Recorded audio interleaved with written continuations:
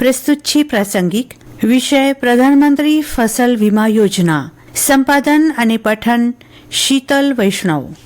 પ્રધાનમંત્રી ફસલ વીમા યોજનાને 18મી ફેબ્રુઆરી 2025ના રોજ 9 વર્ષ પૂર્ણ થયા. પ્રધાનમંત્રી નરેન્દ્ર મોદીએ વર્ષ 2016માં શરૂ કરેલી આ યોજના અણધારી કુદરતી આપત્તિઓને કારણે પાકને થયેલા નુકસાન સામે મજબૂત કવચ પ્રદાન કરે છે. આ સંરક્ષણ માત્ર ખેડૂતોની આવક સ્થિર કરે છે, ઉપરાંત તેમને નવીન પદ્ધતિઓ અપનાવવા માટે પણ પ્રોત્સાહિત કરે છે.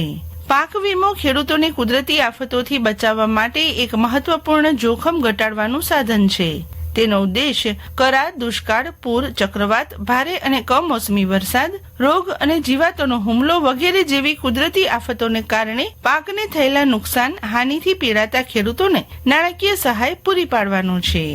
યોજનાની સફળતા અને સંભવિતતાને જોતા કેન્દ્રીય કેબિનેટે જાન્યુઆરી 2025માં પ્રધાનમંત્રી ફસલ વીમા યોજના અને પુનર્ગઠિત હવામાન આધારિત પાક વીમા યોજનાને 2025-26 સુધી ચાલુ રાખવાની મંજૂરી આપી હતી, જેનું કુલ બજેટ ₹69,515.71 કરોડ છે. પુનર્ગઠન હવામાન આધારિત પાક વીમા યોજના એ હવામાન સૂચકાંક આધારિત યોજના છે, જેને PMFBY ની સાથે શરૂ કરવામાં આવી હતી. PMFBY અને RWBCIS વચ્ચેનો મૂળ તફાવત એ ખેડૂતોને સ્વીકાર્ય દાવાઓની ગણતરી માટેની તેની પદ્ધતિમાં છે. પ્રધાનમંત્રી ફસલ વીમા યોજનામાં સેટેલાઇટ ઇમેજ, ડ્રોન, માનવરહિત હવાઈ વાહન અને રિમોટ સેન્સિંગ સહિતની સુધારેલી ટેકનોલોજીના ઉપયોગની પરિકલ્પના કરવામાં આવી છે. તેના પ્રીમિયમ અંગે વાત કરીએ તો ખરીફ ખાદ્ય અને તેલીબિયા પાકો માટે ખેડૂત દ્વારા મહત્તમ 2% પ્રીમિયમ ચૂકવવામાં આવશે. રવિ ખાદ્ય અને તેલીબિયાના પાક માટે 1.5% અને વાર્ષિક વ્યાપારી કે બાગાયતી પાકો માટે તે 5% રહેશે. બાકીનું પ્રીમિયમ સરકાર દ્વારા સબસિડી આપવામાં આવે છે. આ યોજનામાં કુદરતી આપત્તિઓ, જીવાતો અને રોગોને આવરી લેવામાં આવ્યા છે. સાથે સાથે વાવાઝોડા અને ભૂસ્ખલન જેવા સ્થાનિક જોખમોને કારણે લણણી પછીના નુકસાનને પણ આવરી લેવામાં આવ્યું છે.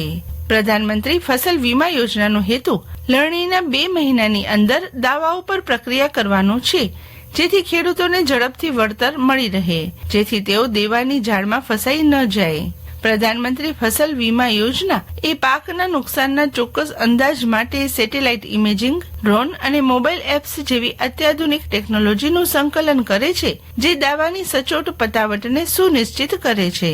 સરકાર વ્યક્તિગત કૃષિ ધોરણે લણણી પછીના નુકસાનની જોગવાઈ કરે છે. સરકાર કટ એન્ડ સ્પ્રેડ સ્થિતિમાં સંગ્રહિત પાક માટે લણણીથી 14 દિવસ સુધીનું કવરેજ આપે છે. સરકારે વર્ષ 2016માં શરૂ થયા પછી અત્યાર સુધીમાં ખેડૂતોને વધુ સારી પારદર્શકતા, જવાબદારી, સમયસર દાવાની ચૂકવણી સુનિશ્ચિત કરવા માટે અનેક પગલાં લીધા છે, જેના કારણે વર્ષ 2023-24માં આ યોજના હેઠળ આવરી લેવાયેલ વિસ્તાર અને ખેડૂતો ઓલ ટાઈમ હાઈ સપાટીએ છે.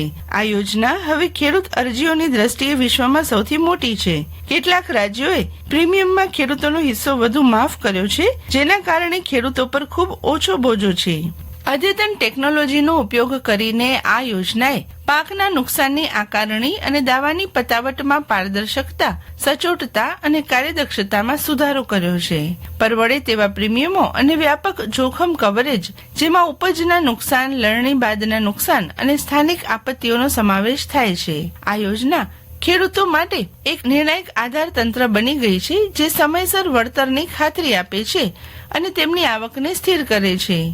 સ્વૈચ્છિક ભાગીદારીમાં વધારો, ખાસ કરીને બિનધિરાણ ધરાવતા ખેડૂતોમાં આ યોજનાના વધતા જતા વિશ્વાસ અને સ્વીકૃતિને પ્રકાશિત કરે છે.